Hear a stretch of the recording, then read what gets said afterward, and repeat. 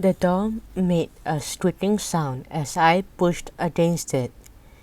It swung open and I stepped into a dark realm where row upon row of concrete columns and ancient workbenches stretched away into the gloom. The light seeping in through the doorway was our only source of illumination. Jenny and Samuel followed. We stood there silently gazing around the Direlight Meatworks. The whole place was strewn with trash.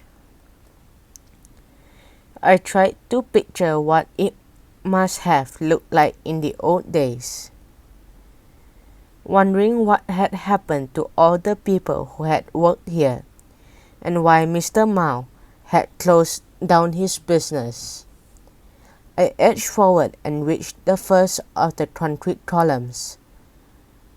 Looking up, I saw an overhead metal track that seemed to run the length of the building. Old metal hooks dangled from the track. "What's that?" I asked. "Some kind of conveyor belt," Samuel speculated. "I think the dead animals hung from those hooks and went around and around until they'd been chopped up on the benches." "Yuck," said Jenny. "I am glad I'm vegetarian." "I'm sure it was a lot cleaner in the old days," Samuel told her.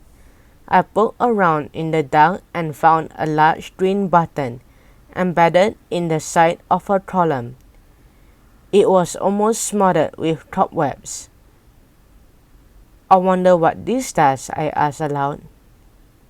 "Don't touch anything," warned Jenny. "It's not your property." "It's only a button," I argued. I speared my finger through the sticky spiderweb, jabbed the button, and laughed. "See? Nothing happened," I said.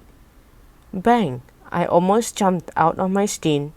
Somewhere in the gloomy building, a machine had started up. Whirr! The next minute, I looked up to see that the metal track overhead was moving. One by one, several rusty hooks passed by. "Meat hooks," Samuel informed me. "Like I said, that's how they move the dead meat around the factory." "I told you not to touch anything, Holly," Jenny shouted. "How was I to know everything still worked?" I shot back.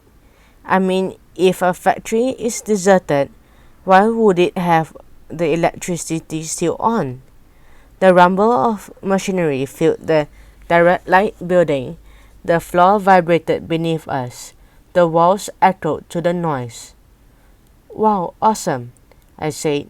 Suddenly, a chunk of ceiling dropped to the ground, missing us by a centimeter. Jenny's fist slammed into my arm. "Awesome nothing. Honestly, Holly, if you let that thing run any longer, the whole building might collapse. Turn it off now." I poked the green button, but nothing happened. I jabbed it again and again, and that was when Samuel seized my shoulder and shook it. "Holly," something in his voice sent shivers racing down my spine. I followed his gaze into the distance. A white shape was heading towards us. It was riding on the conveyor belt dangling from a meat hook.